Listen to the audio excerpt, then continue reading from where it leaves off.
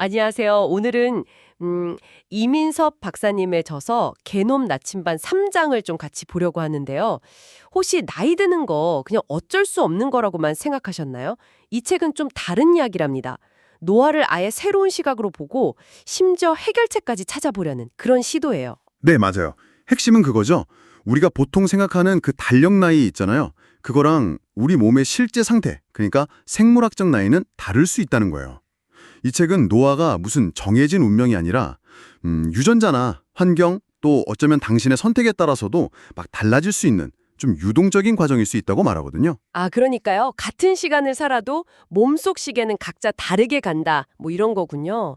책에서도 그런 얘기 나오잖아요. 50세인데 후성 유전학적으로는 뭐 30대 같을 수도 있고 반대로 30세인데 벌써 60세 수준의 노화 지표가 나타날 수도 있다고요. 생각해보면 좀 놀라운데요? 그렇죠. 여기서 이제 중요한 개념이 바로 후성 유전학인데요. 이게 뭐냐면 DNA 설계도 자체는 안 바뀌어요. 그런데 어떤 유전자를 켜고 끌지 조절하는 약간 볼륨 조절 스위치 같은 게 있다고 보시면 돼요. 아, 스위치요? 네, 생활 습관이나 환경이 이 스위치를 막 조작해서 그 결과로 생물학적 나이에 영향을 미치는 거죠. 스티브 호다스 교수라고 이분이 개발한 에피제네틱 시계라는 게 있어요.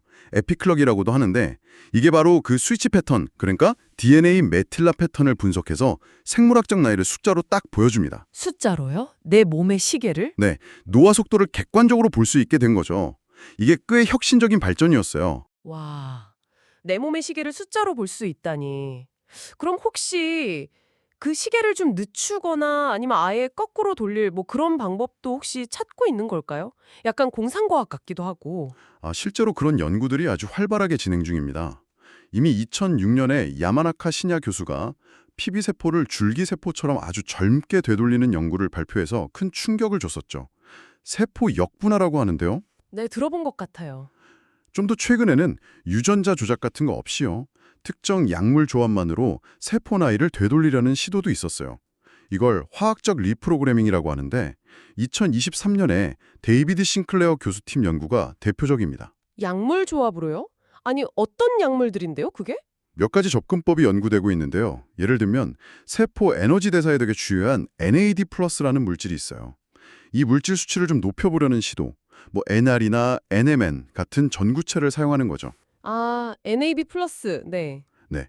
또 세포 성장을 조절하는 경로, MTO라고 하는데 이걸 억제해서 노화를 늦추려는 연구도 있고요. 라파마이신 같은 약물이 여기에 해당돼요. 그리고 당뇨약으로 원래 알려졌던 메트포르민 있잖아요. 이건 좀 의미가 다른 게 특정 질병이 아니라 노화 그 자체를 치료 대상으로 삼는 최초의 대규모 임상 연구, 퇴임 연구가 지금 진행 중이거든요. 노화 자체를요. 질병처럼. 그렇죠. 노화를 질병처럼 관리할 수 있다. 이런 생각의 어떤 전환점을 보여주는 사례인 거죠. 물론 이 모든 건 아직 연구 단계입니다. 안전성이 완전히 검증된 건 아니니까 의사 지도 없이 막 쓰면 위험하고요. 진짜 많은 연구가 있네요. 그럼 이 모든 게 결국 당신에게, 우리에게 어떤 의미일까요? 그냥 단순히 오래 사는 것보다 더 중요한 게 있다는 그런 메시지 같은데요? 네, 정확합니다. 핵심은 바로 건강 수명, 헬스팬이에요. 그냥 수명만 늘리는 게 아니라 질병 없이 좀 활기차게 사는 기간, 이걸 늘리는 거죠. 통계 보면 한국인 기대 수명이 한 83.6세인데 건강 수명은 73.1세 정도거든요.